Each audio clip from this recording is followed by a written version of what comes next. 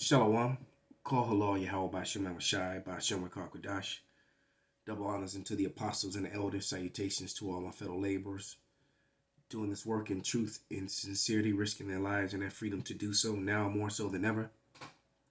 To the scattered elect that are scattered around the four corners of the earth, that be like unto the speckled bird, the Israelite foreigners. And to the Akwath that are listening and learning. The few that are trying to get it right. To you, I say Shalom. This is your brother Malcolm from the branch of the Great Millstone here in Chicago, coming into another lesson in truth. Salaki, I got a sinus infection. It's as a result of a toothache. So Salakia, these bodies, these afflictions. Can't wait for the Lord to just get us up out of here. But that time is close. That's the good news. And as you look on the screen, it says it all. If you look at because I'm going to profile this video right here by Born Andreas Bull Hansen, this guy over there in Norway, this Norwegian. And I've still been trying to figure Born out because I know I did something on one of his videos in the past. But he says some pretty serious things in his video. All right, so I'm going to let some of his video play, and then I'm going to interject with a few scriptures. So let's click to it. What makes Discovery Plus the greatest collection of real-life entertainment on the planet? Do the math.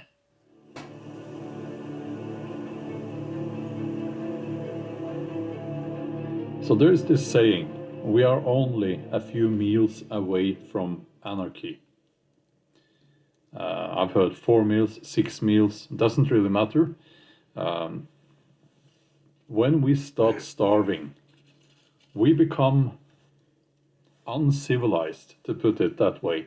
When people start starving and become desperate, they will do anything to get that next meal, to feed their kids and to feed themselves. And this is especially true when it comes to people living in cities. If you are in a big city, in a way you could say that you have nowhere to go and there are limited resources. You can't just go and... Very limited resources. And everyone's going to be fighting for them.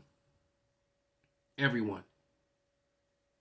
All right, and then you people who, you got some people in the cities that have prepped. All right? And then you got those scoffers who don't believe anything is going to happen and it can't happen. And it's going to get real bad because the have-nots are going to come after the haves. So this is Isaiah 13 and 14. And it reads, "And it shall be as a chase roe, and as a sheep that no man taketh up. They shall every man turn to his own people and flee, everyone into his own land." So within here in America, people are going to go and run to neighborhoods where people look like them. And not that that's going to help you, because those people are going to come after you too. But there will be racial clashes all over Babylon. You best believe it. "And everyone that is found shall be thrust through, and everyone that is joined unto them shall fall by the sword." So those who are assigned to death are going to die regardless. And for those Israelites that are joined unto these heathens, that marriages and you done made pacts and you got fallout communities and that whole sort of thing, you join unto these heathens are going to turn on you, or you're going to die with them, thus saith the Lord. And it says, "Their children shall be dashed to pieces before their eyes. Their houses shall be spoiled." So they're going to ravage through your house, looking for batteries, food, water, alcohol, women. A lot of wives are going to be raped right in front of their husbands. A lot of daughters are going to be raped right in front of their fathers. All right? You're even going to have men getting raped. Children. It's going to get pretty bad when these marauders start to maraud. It says, "And their wives ravished." Raped. Yeah. to get graphic with it, yeah, you're going to have groups of men come in, beat you unconscious or beat you within an inch of your life. And in a lot of cases, you're going to hear it or you're going to be forced to watch them run through the women in your house. It could be your mother, your sister, your daughter, your wife. It's going to get really brutal out here. And the people who are those things happen to, that's them falling into their own devices. So, like I always tell you, these women who've been jumping from cock to cock on that cock carousel, I keep telling you, the day's coming where that carousel is gonna ride you, and you're not gonna have no choice in the matter. You're not gonna get to pick and choose which cock on the carousel that you get to ride on. The whole carousel is gonna ride you until they're done. Yeah. And fish, or hunt. Your choices are very limited if you're in a big city. So I'm going to give you all a little bit of a warning, and I guess you've heard this before, but as I'm recording this, now I can't remember the exact date. Is it the 19th or 20th March? I think. Of 2021, you should either get out of the city or you should make preparations so that you can get out. And see, most people don't have anything. They're waiting on stimulus checks. So the bulk of the people, I've been rewatching The Walking Dead. And that season 5 and 6, my opinion, was probably the best 2 seasons. That's when it got real. That's when the interaction between the Marauders, different Marauder groups, started clashing. So you had the element, not only did you have to survive the zombies, the walkers, or the rotters, as some guys call them, but even more dangerous was the other people. The other people who wanted your guns, your water, your food, your supplies, your women, your shelter. It got really graphic. And then the scarcity of water and food and your strength is low, and all of a sudden you're attacked. And that's how most people died. They were scavenging for food. And when you see the mindless hordes in that show, it made me realize that those people, all those hordes of dead people, were the scoffers and those who trusted in the government. Because it seemed that every facility that they found was overrun. And the army, the military, nothing could help them. Every government thing broke down. So you trust in Egypt, you're going to die. Matter of fact, let's get that.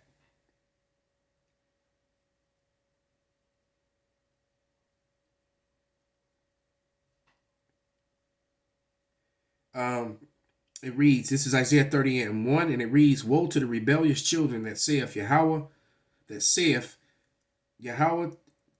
take counsel, Salakia, woe to the rebellious children that saith Yahweh, that taketh counsel, but not of me, and that cover with the covering, but not of my spirit, that they may add sin to sin, that go down into Egypt, and have not asked at my mouth to strengthen themselves in the strength of Pharaoh, and trust in the shadow of Egypt. So instead of praying and calling out to the Lord, they're going to trust in the Maxine Waters and FEMA, which are all death traps. Because like I said, when you watch that show, all those places failed. They would tell you to go, what was the place, Terminus, they were all trying to find. Well, they got to Terminus and found out they were a bunch of cannibals. You walk into Terminus and they give you a hot plate of food with meat. And then the guys looked around and said, hey, you see any cows or sheep, any pigs around here?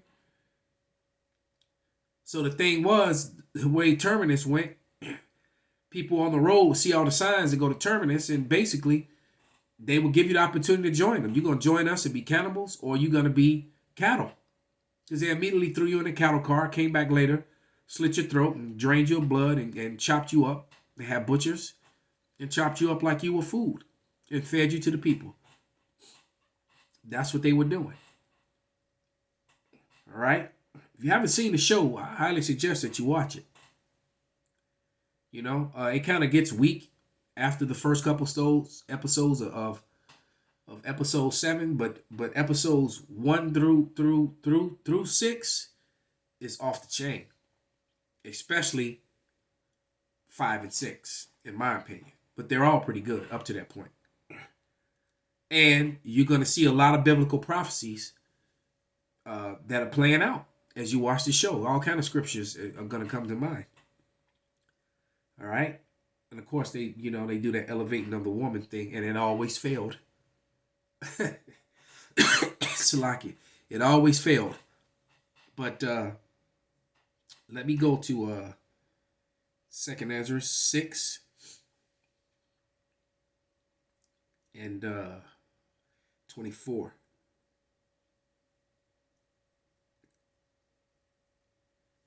So one of the most important resources was water, and they had none. And you best believe people are going to fight and kill over it. This is 2nd Ezra 6 and 24, and it says that at that time shall friends fight one against another like enemies, and the earth shall stand in the fear with those that dwell therein, and the springs of fountains shall stand still, and in 3 hours they shall not run. They keep talking about grid downs. Grids are going to go down all over the country. All right? When those aqueducts in California stop flowing water, it's a wrap. It's not going to be escape from LA. It's going to be escape from California. Everywhere, every city, every place you go to, it's going to be a death trap and neighbors coming after neighbors. You best believe it. Of the city on short notice. That's my honest opinion. By the way, that's my dog you're hearing. We're out here. Can you see her? No, maybe she's below the camera. Yeah, we're out here training with one of these dog sleeping bags. So it's she's not used to that. The hell? Is this a commercial in the middle of... Mr. Wow. Nilsson has confessed to killing 15 men over a period of 5 years. I'm afraid I don't remember the names. Well, Now, I always tell you, beware of pale men with bald faces. Well, there you were. But anyway, back to the scheduled programming. Damn YouTube. Before I continue with the video, please consider subscribing to this channel. The way YouTube works now is that a channel like mine, I talk about these issues now and then, and YouTube doesn't really like that. So No. I'm totally dependent on people subscribing. They don't like that. Anything that speaks about that truth. out of necessity. And I'm not talking about cities, Norwegian scale cities. I'm Norwegian. If you go to the capital, and if you come from, So I think he just said get out of the big cities. and I'm not talking about cities, Wait, let me go back a Norwegian. little. There we go. My impression is that they do that out of necessity. And I'm not talking about cities, Norwegian scale cities. I'm Norwegian. If you go to the capital, and if you come from New York or Los Angeles, and you come to the capital of Norway, you would not call that a big city at all, And a place like that, like Oslo, it would probably be very easy to get out of that city if things go sideways. Hold on.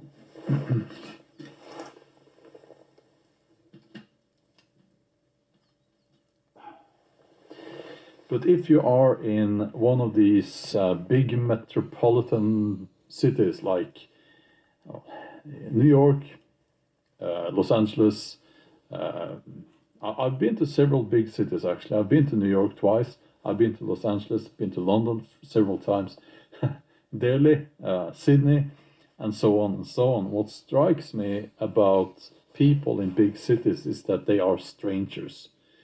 If I walk down the path there and I meet someone, even if it's a person I've never seen before, I say hello, and that person will say hello back to me. So we are not strangers in that respect. But when you're in a city and you meet people, you don't say hello. People would think you're crazy. But the biggest problem with a big city is that you run out of food very quickly. You know, that's when the food is gone, it's gone. And then people will start robbing other people. They will start stealing other people's stuff. People will become food. This is 2nd Ezra 15 that I'm going to read. And you have to understand, the cities are full of, a big cities full of strangers. And they're going to act like even more so like strangers. People that are used to seeing, you know how you got people that you don't know, but you see all the time because they live in your neighborhood. You see them in their car near you. You see them walk down the street. You see them on a bus. You see them on a train.